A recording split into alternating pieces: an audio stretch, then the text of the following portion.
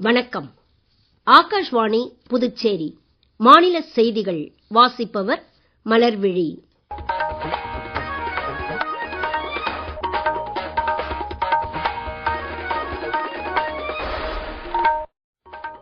தலைப்புச் செய்திகள். குடியரசு துணைத் தலைவர் திரு சி. பி. ராதாகிருஷ்ணன் ரிஷிகேஷில் உள்ள அகில இந்திய மருத்துவ அறிவியல் கழகத்தின் 6வது பட்டமளிப்பு விழாவில் கலந்து கொண்டார்.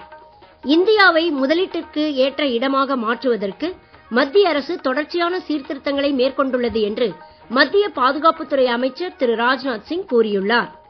தமிழகத்தின் 234 சட்டப்பேரவை தொகுதிகளுக்கு ஒரே கட்டமாகவும், மேற்கு வங்கத்தில் முதற்கட்டமாக 152 சட்டப்பேரவை தொகுதிகளுக்கும் இன்று வாக்குப்பதிவு நடைபெற்றது.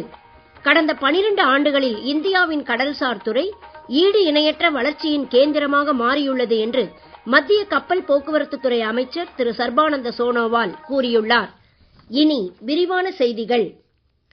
குடியரசு துணைத் தலைவர் திரு சி. பி. ராதாகிருஷ்ணன் உத்தராகண்ட் மாநிலம் ரிஷிகேஷில் உள்ள அகில இந்திய மருத்துவ அறிவியல் கழகத்தின் 6வது பட்டமளிப்பு விழாவில் கலந்து கொண்டார். இந்நிகழ்ச்சியில் உரையாற்றிய எய்ம்ஸின் நிர்வாக இயக்குனர் பேராசிரியர் டாக்டர் மீனு சிங், இந்த பட்டமளிப்பு விழா மாணவர்களின் கல்வி சாதனைகளை கொண்டாடுவது மட்டுமல்லாமல் நாட்டிற்காக அர்ப்பணிப்புள்ள, திறமையான மற்றும் அறநெறி சார்ந்த சுகாதார வல்லுநர்களை உருவாக்குவதில் ரிஷிகேஷில் உள்ள எய்ம்ஸ் கொண்டுள்ள உறுதிப்பாட்டின் சின்னமாக திகழ்கிறது என்று கூறினார். இந்த 6வது பட்டமளிப்பு விழாவில் பல்வேறு பாடப்பிரிவுகளை சேர்ந்த மொத்தம் 386 மாணவர்களுக்கு பட்டங்கள் வழங்கப்பட்டதாக அதன் செயல் இயக்குனர் தெரிவித்துள்ளார். மேலும் இந்த நிகழ்ச்சியில் வெவ்வேறு பாடப்பிரிவுகளில் சிறப்பான செயல்பாடுகளை வெளிப்படுத்திய மாணவர்களுக்கு 13 தங்கம், 5 வெள்ளி மற்றும் 5 வெண்கல பதக்கங்கள் உட்பட மொத்தம் 23 பதக்கங்கள் வழங்கப்பட்டதாகவும் அவர் கூறினார். இந்நிகழ்ச்சியில் அம்மாநில ஆளுநர் திரு குர்மித் சிங், முதலமைச்சர் திரு புஷ்கர் சிங் தாமி மற்றும் மத்திய சுகாதார குடும்பநலத்துறை இணை அமைச்சர் திருமதி அனுப்பிரியா பட்டேல் ஆகியோர் கலந்து கொண்டனர். கல்வி என்பது அறிவை பெறுவதற்கான ஒரு ஊடகம் மட்டுமல்ல, முழுமையான ஆளுமை மேம்பாடு மற்றும் வாழ்க்கை விழுமியங்களை உள்வாங்குவதற்கான செயல்முறை என்று மக்களவைத் தலைவர் திரு ஓம் பிர்லா கூறினார். புதுடெல்லியில் உள்ள டெல்லி பப்ளிக் பள்ளியின் வருடாந்திர விழாவில் கலந்து கொண்டு பேசிய அவர், இன்றைய மாறி வரும் சூழலில் இளைஞர்கள் கண்டுபிடிப்புகள், ஆழ்ந்த சிந்தனை மற்றும் தொழில்நுட்பத்துடன் முன்னேறுவது அவசியம் என்று வலியுறுத்தினார்.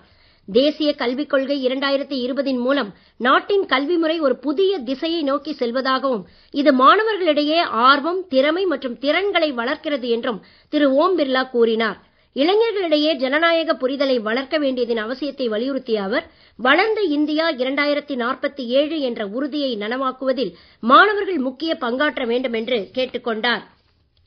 தொழில் செய்வதை எளிதாக்குவதற்கும் இந்தியாவை முதலீட்டிற்கு ஏற்ற இடமாக மாற்றுவதற்கும் கடந்த 10 ஆண்டுகளில் இந்தியா தொடர்ச்சியான கட்டமைப்பு சீர்திருத்தங்களை மேற்கொண்டுள்ளது என்று மத்திய பாதுகாப்புத்துறை அமைச்சர் திரு ராஜ்நாத் சிங் கூறியுள்ளார்.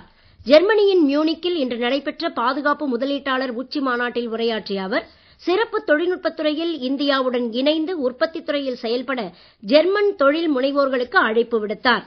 இந்தியா மற்றும் ஜெர்மன் பாதுகாப்பு தொழில் தலைவர்களிடையே கலந்துரையாடிய அவர், மேம்பட்ட ரேடார், சென்சார் தொழில்நுட்பம் மற்றும் செயற்கை நுண்ணறிவு மூலம் இயங்கும் ஆளில்லா வான்வழி அமைப்புகள் ஆகிய துறைகளில் இணைந்து உற்பத்தி செய்ய இந்திய நிறுவனங்கள் ஆர்வமாக உள்ளன என்பதை வலியுறுத்தினார். உலகின் அதிவேகமாக வளர்ந்து வரும் மற்றும் நிலையான பொருளாதாரங்களில் இந்தியாவும் ஒன்றாக விளங்குகிறது என்று பெருமிதம் தெரிவித்த அவர், இந்தியா வளர்ந்த நாடாக மாறுவதற்கான பயணத்தில் பாதுகாப்புத்துறையின் முக்கிய பங்கை நாடு அங்கீகரித்துள்ளது என்றும் கூறினார். சிக்கலான புவிசார் அரசியல் சவால்களை உலகம் கடந்து செல்வதால் இந்தியா ஆப்பிரிக்கா கூட்டாண்மை முக்கியத்துவம் பெறுகிறது என்று மத்திய வெளியுறவுத்துறை அமைச்சர் டாக்டர் ஜெய்சங்கர் கூறினார். இது குறித்த கூடுதல் தகவல்கள். வரும் மே மாதம் 28ஆம் தேதி முதல் 31ஆம் தேதி வரை நடைபெற உள்ள இந்தியா ஆப்பிரிக்கா மன்ற உச்சி மாநாட்டின் சின்னம், கருப்பொருள் மற்றும் இணையதளத்தை இன்று வெளியிட்ட அவர், புதுடெல்லியில் இந்த உச்சி மாநாட்டின் முன்னோட்ட நிகழ்ச்சியில் உரையாற்றினார். இந்தியாவின் வெளியுறவு கொள்கையில் ஆப்பிரிக்கா முக்கிய இடத்தை பிடித்துள்ளது என்றும், கடந்த சில ஆண்டுகளில் ஆப்பிரிக்காவில் இந்தியா தனது தூதரக தடத்தை விரிவுபடுத்தியுள்ளது என்றும் அவர் கூறினார். ஆப்பிரிக்கா கண்டம் முழுவதும் 17 புதிய தூதரகங்கள் திறக்கப்பட்டுள்ளன என்றும், இதன் மூலம் அங்குள்ள தூதரகங்களின் எண்ணிக்கை 46ஆக உயர்ந்துள்ளது என்றும் டாக்டர் ஜெய்சங்கர் கூறினார்.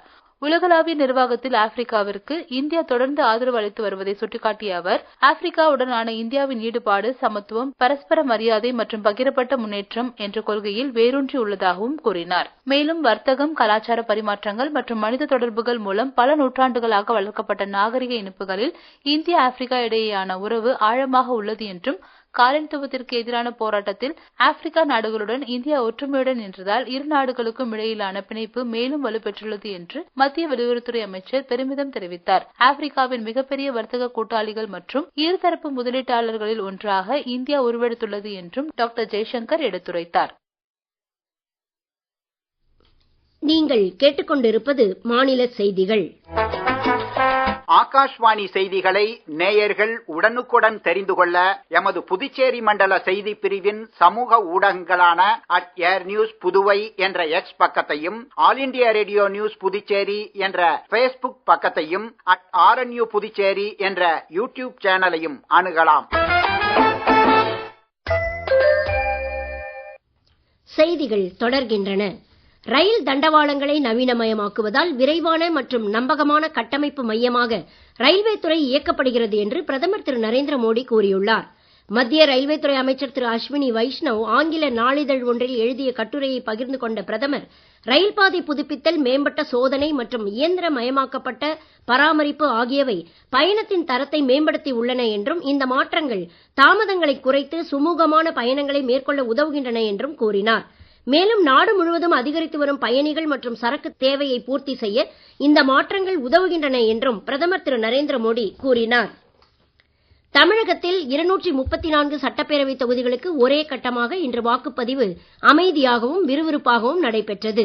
தமிழ்நாட்டில் மாலை 5:30 மணி வரை 70% வாக்குகள் பதிவாகி உள்ளது. இது குறித்த கூடுதல் தகவல்கள்.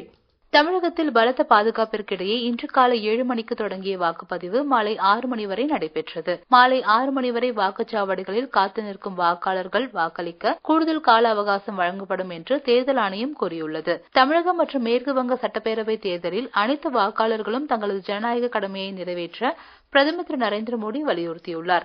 இளையோரும் பெண்களும் தங்கள் வாக்குகளை கட்டாயம் செலுத்த வேண்டும் என்றும் அவர் கேட்டுக் கொண்டார்.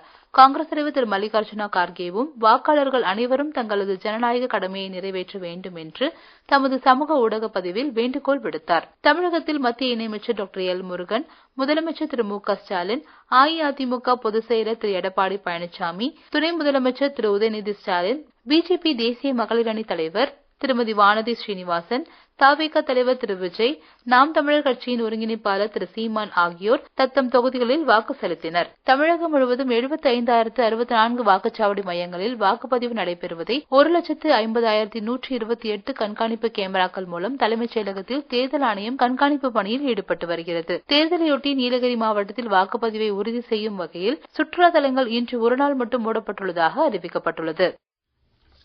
கடந்த 12 ஆண்டுகளில் இந்தியாவின் கடல்சார் துறை ஈடு இணையற்ற வளர்ச்சியின் இயந்திரமாக மாறியுள்ளது என்று மத்திய துறைமுகங்கள், கப்பல் போக்குவரத்து மற்றும் நீர்வழித்துறை அமைச்சர் திரு சர்பானந்த சோனோவால் கூறியுள்ளார். இந்தியாவின் கடல்சார் எழுச்சியை எடுத்துரைத்த அவர், சாகர்மாலா திட்டத்தின் மூலம் இந்தியா வரலாற்று மைல் கற்களை எட்டியுள்ளது என்று சமூக ஊடக பதிவில் குறிப்பிட்டுள்ளார். உள்நாட்டு நீர் சரக்கு போக்குவரத்து 7 மடங்கு அதிகரித்துள்ளதையும், கடந்த நிதியாண்டில் 915 மெட்ரிக் டன் சரக்கை கையாண்டதில் சாதனை அளவாக இருப்பதையும் அவர் சுட்டிக்காட்டினார். இந்தியாவின் கடல்சார் பயணம் உள்கட்டமைப்பு உருவாக்கத்திலிருந்து சுற்றுச்சூழல் மேம்பாட்டிற்கான மாற்றத்தை பிரதிபலிக்கிறது என்று கூறிய திரு சோனோவால், செயல்திறன் மற்றும் உள்ளடக்கம் ஆகியவற்றை இணைப்பதன் மூலம் இந்த துறை வர்த்தகத்தை வலுப்படுத்தி வாழ்வாதாரத்தை மேம்படுத்தி உள்ளது என்றும் கூறினார். உத்தரப்பிரதேசத்தில் நேரிட்ட சாலை விபத்தில் 4 குழந்தைகள் உட்பட 11 பேர் உயிரிழந்தனர். 10 பேர் காயமடைந்தனர். மிர்சாபூர் மாவட்டம் டிரமன்கஞ்ச் பகுதியில் மலைப்பகுதியிலிருந்து கீழே சென்று கொண்டிருந்த லாரி கட்டுப்பாட்டை இழந்து கார்கள் மீது மோதியதில் இந்த விபத்து ஏற்பட்டதாகவும், இது குறித்து விசாரணை நடைபெற்று வருவதாகவும் காவல்துறை தெரிவித்துள்ளது. இந்த விபத்து குறித்து குடியரசுத் தலைவர் திருமதி திரௌபதி முர்மு, குடியரசு துணைத் தலைவர் திரு சி.பி. ராதாகிருஷ்ணன், பிரதமர் திரு நரேந்திர மோடி ஆகியோர் உயிரிழந்தவர்களின் குடும்பங்களுக்கு ஆழ்ந்த இரங்கலை தெரிவித்துள்ளனர். மீண்டும் தலைப்புச் செய்திகள். குடியரசு துணைத் தலைவர் திரு சி.பி. ராதாகிருஷ்ணன் ரிஷிகேஷில் உள்ள அகில இந்திய மருத்துவ அறிவியல் கழகத்தின் 6வது பட்டமளிப்பு விழாவில் கலந்து கொண்டார். இந்தியாவை முதலீட்டிற்கு ஏற்ற இடமாக மாற்றுவதற்கு மத்திய அரசு தொடர்ச்சியான சீர்திருத்தங்களை மேற்கொண்டுள்ளது என்று மத்திய பாதுகாப்புத்துறை அமைச்சர் திரு ராஜ்நாத் சிங் கூறியுள்ளார்.